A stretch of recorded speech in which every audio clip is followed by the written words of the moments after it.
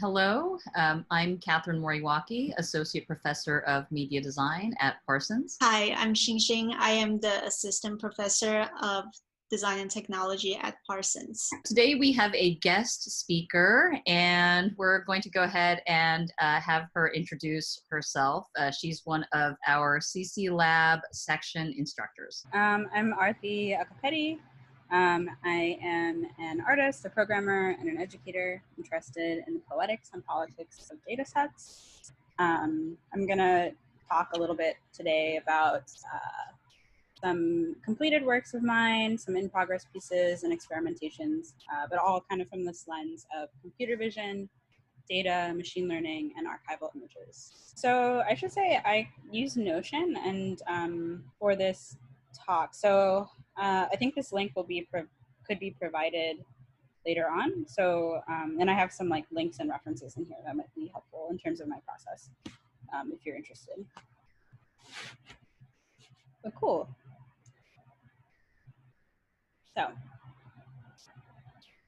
I should say, so I'm not a photographer, but I often work with photographs from my own archive of family photos, institutional archives, and also found images.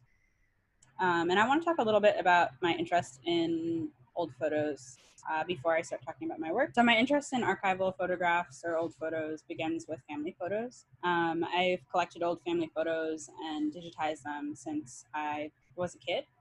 I think my interest in these photographs comes from the yearning to understand or feel close to my family history and cultural identity. I think that anyone that is an immigrant or from a diaspora might understand a sort of feeling of distance one experiences when memories are separated not only by time, but by space, geographic location. And by memories, I mean the memories in these photographs. And so for me, the majority of these memories are actually not even my own, having been born and raised in the US. But I think that these images give me a sense, even if it's perhaps a false or fuzzy sense of cultural family and family identity. And even for someone like my parents, who came over to the US in the early 1980s, there is still a sense of distance in these photographs because their memories or their conceptualization of home is frozen in time. So like, in other words, their memories of India in this case are completely different from what it's like right now. Like cities, towns, villages, places all change and grow even after you leave them. So for me, I'm interested in photographs as multifaceted pieces of cultural data. A photograph can be read in many different ways. It can mean different things to different people. Family photographs are, I'm interested in family photographs in particular because they are very personal forms of data, and yet at the same time, they also carry these kind of collective aesthetic information in the ways that we pose, the clothes that we wear, what types of events we choose to photograph. And this dichotomy of collective versus individual in the photograph is something I wanted to play with in the first project that I'll introduce, which also happens to be my DT thesis project. After Image is an art installation comprised of a video piece and a creative data visualization, both showcasing a series of experiments done with an archive of my own family photographs in relation to a larger archive of South Indian studio photography from the Studies in Tamil Studio Archives and Society. Before I jump into the details of this project, I want to give a little bit of background for the archive that I worked with. The archive is called the Studies in Tamil Studio Archives and Society, abbreviated as STARS.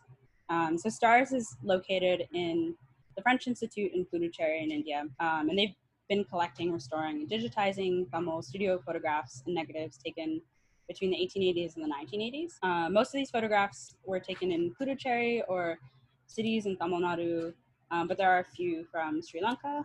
And also we can probably assume that most of the folks in these photographs, at least the older photographs, are upper caste, just because they had access to take photos in studios.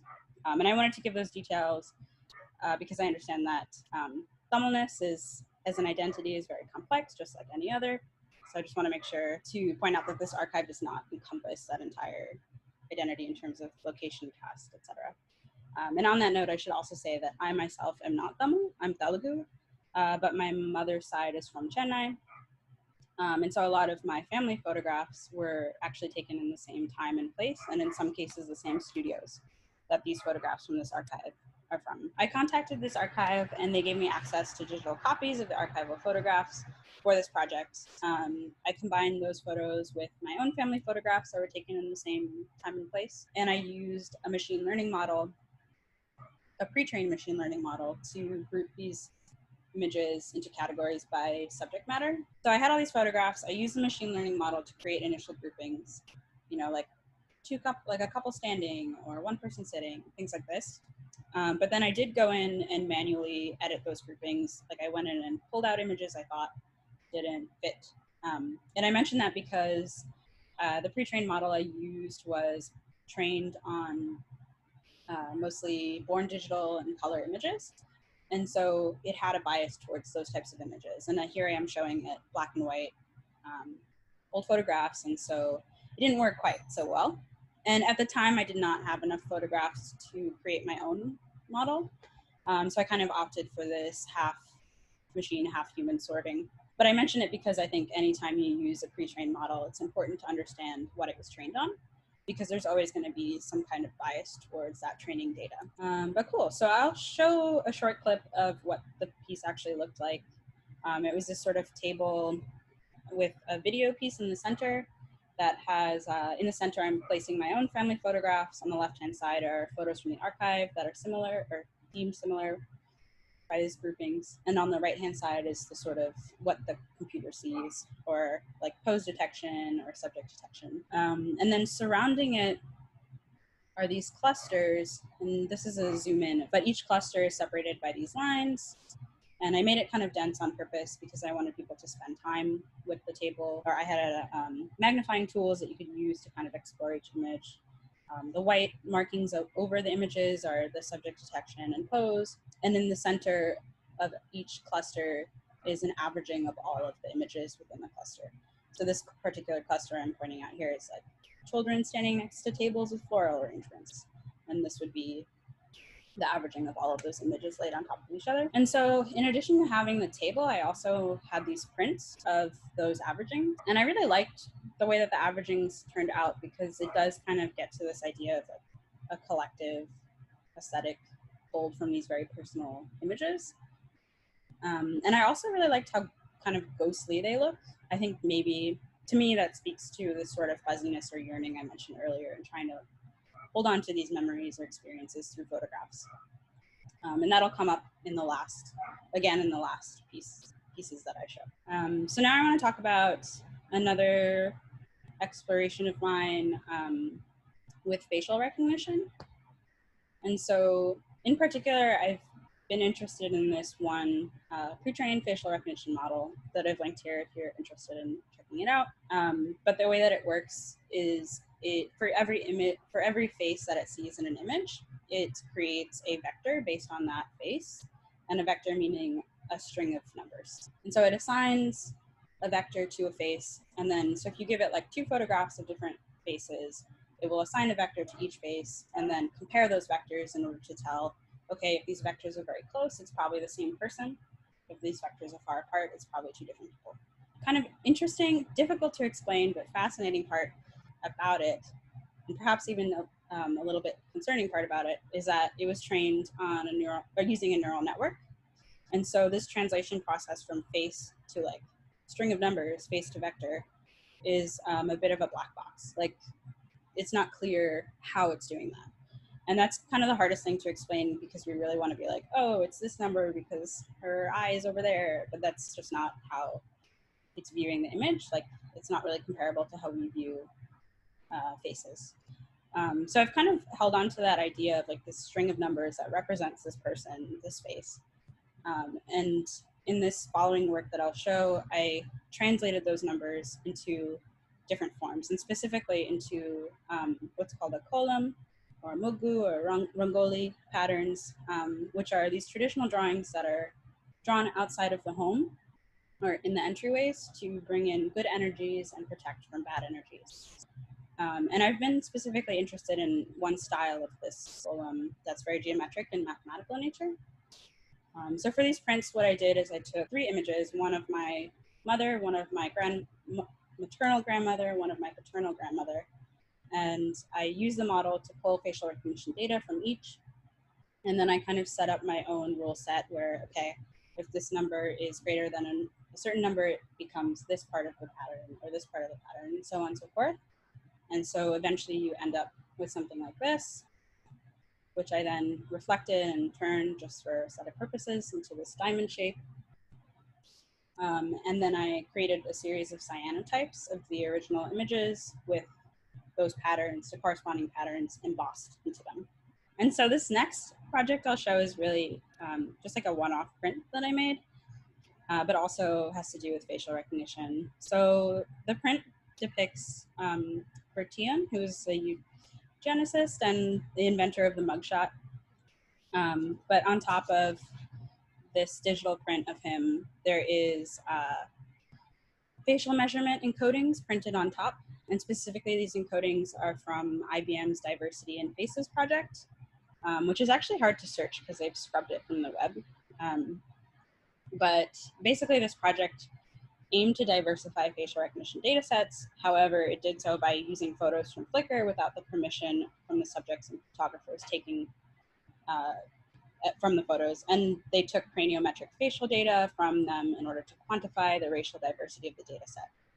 So essentially, I'm trying to show that there are these racist histories behind facial measurement technologies, and that persist even into today's technology. And this was an intaglio print. Cool. So I'm just going to power through for sake of time. But the next experiments I wanted to show are kind of machine reinterpretations, but basically they're machine learning models that I trained myself on. They're generative adversarial networks. So basically I feed this model a lot of images. In this case, I fed it the photographs from stars and also my own family album, and then it attempts to create similar images. And so what you end up with is these kind of like dreamy, sort of there, sort of not images that I've been using in different ways. So like I created some cyanotypes with them and also a video.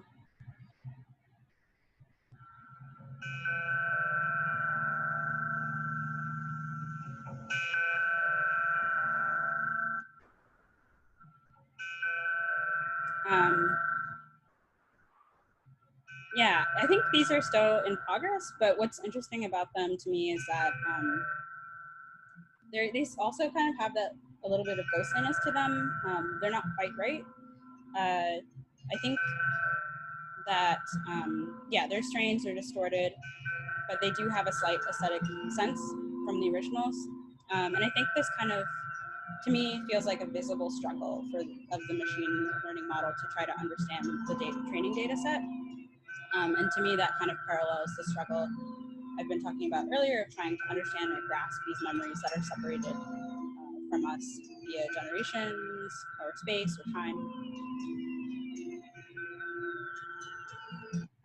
And then this is with a totally different data set, but I don't normally work with video, and so seeing motion in conjunction with machine learning kind of inspired me to try training a machine learning model on stills from a video. And so this is just a short experiment using video of a Bharatanatyam dancer. So this is like the machine learning output. Which is also interesting because if you've ever seen Bharatanatyam, it's not slow like this. It's so it's kind of a strange reinterpretation.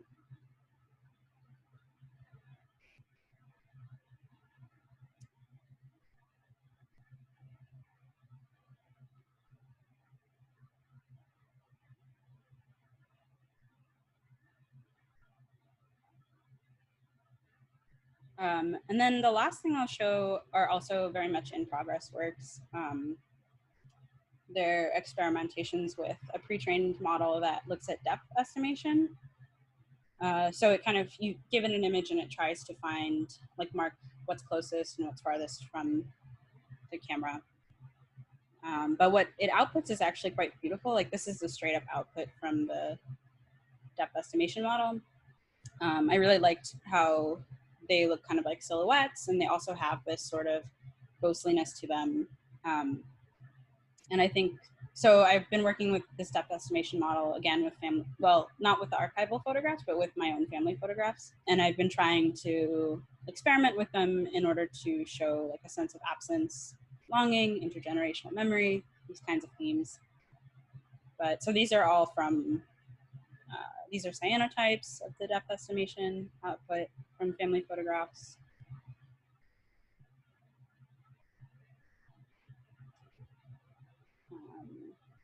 And then here's just an example of like, okay, this was the input and this is the output. But yeah, I kind of like, it feels like a tangible absence, maybe is the way to put it. But yeah, so this is like the most recent things I've been playing around with. But yeah, that's all I wanted to show. Thanks for listening. And please don't hesitate to reach out if you have any questions about what I showed, but also about DT in general. I'm a recent alum, so I'm happy to answer like non-CC Lab questions as well. And this last photo is just kind of when you use an object detection model, it kind of puts these boxes around things. And so I took those boxes and used them as collage elements on top of a print. Thank you, Aarati. That was so powerful. Thank you for sharing your work with us. And it's just so on point for the topic for this week. And so I guess I actually have so many thoughts and questions, but I'm gonna try to pick one. So the way you have described like the relationship between the algorithms or the technique that you have adopted to analyze the photograph, and you have been comparing them with almost like, sounds like a very sort of internal interior state and sort of personal relationship with this place and this culture and this people. And I just wonder how, like, have you thought about what analyzing a archive like this means, like in a more sort of on a more social level or on a more sort of like collective consciousness level, if that makes sense? Like I feel like archive, I mean, I actually also want to like learn more about like what kind of archive and what kind of photographs they were specifically gathering, that organized stars that you were working with. But it just feels like an archive tends to have a point of view. It tends to highlight certain things, but it also tends to erase other things. And there's something like when I saw like the TensorFlow work that you were doing, combining the different photographs, like I thought it was really interesting, that tension between like that personal loneliness of like a sort of loss, intergenerational loss, but then there's also a sense of erasure, right? Like that there's like all these different photos of people pursuing things in their everyday life. Are these photos, how were they taken? Like, are these photos staged in any way? How were they picked? And also when they're completely mushed together, like what is being erased, you know? Yeah, totally. Yeah, I mean, I think the archive is quite interesting because it's like, I guess I tried to, or I talked about it a little bit in terms of like the context, but it's at the French Institute in Puducherry, and it's not all of the lead people, but most of the lead people are French. They're not Tamil. And as I said, also, like, we can probably assume that a lot of the folks in the images are upper caste. So I think in that way, maybe the name is a little bit of a misnomer, because it's not really like, it's a slice of like Tamil culture, right? It's like a specific slice. And I think, yeah, I think actually like that is kind of like the uneasiness of having all of these images next to each other where they're like, oh, this is like my mom, but then it's all of these images that look almost very similar in pose and props and like background. I think when I was first working on it, I found that kind of comforting because it was like, oh, this is like, there are some aesthetic trends here that are maybe like indicative of like some kind of cultural factors that I'm not aware of. But then it also can be kind of uneasy because, yeah, you don't really want to think of these personal items as like one of many or anonymized in this way, I guess. But I think, I don't know, I feel like I'm still kind of like not prescriptive in how I want people to feel about it or how I feel about it. I do think if I were to revisit this, I would try to think of ways to be more transparent about the archive itself. And also, I should say, like, working on this for a thesis, I was obviously in New York City and they're over in Puducherry. So I think there could also be some interesting ways to address it with like more collaborative work with the actual anthropologists there, which was just difficult with distance. But yeah, and I think like also some of these photographs are donated, so they know who they're of or what families they're from, but a lot of them are found. Like they find them at flea markets or things like that. And so a lot of them remain anonymous in that way, which is interesting. Yeah, which actually brings me to, I guess, the second question. I was really wondering what kind of feedback you've gotten with regards to this project. You know, even if you were to, you know, whether you showed it to your own family members or anyone from the same region, has the feedback diverged in terms of what you know, what people might notice versus what sort of strikes you within the results that you've been able to achieve? Yeah, I think in general, like working with family photographs and with this particular project, I've noticed that it's I've gotten different reactions from people that are South Asian or from a diaspora of some sort. Because I think maybe, yeah, I think it was like, I remember showing this particular piece and like, I don't remember exactly where, but people being like, oh, like that looks like a photo I have like in a photo album, in my family album, which was kind of cool. Like I think there was a connection there. But then I think maybe from, yeah, I don't know. I feel like maybe some of these nuances that I've talked about like the archive and how it's, it should be taken with context, maybe are lost on people that aren't even familiar. Because I know some of the audience members, especially during thesis, probably don't even really understand what, like where Puducherry is. Like, so I don't know. But then it's like, you can't really control. I feel like for me, if I were to identify an audience, it would be people from diaspora or like people, yeah, that feel like a connection from that lens. But yeah, I think maybe some of those nuances are lost on folks that may not be familiar with some of these themes. So this concludes the second half of our lecture for this week. And we just want to go ahead and thank Aarati for her time and for joining us as our guest.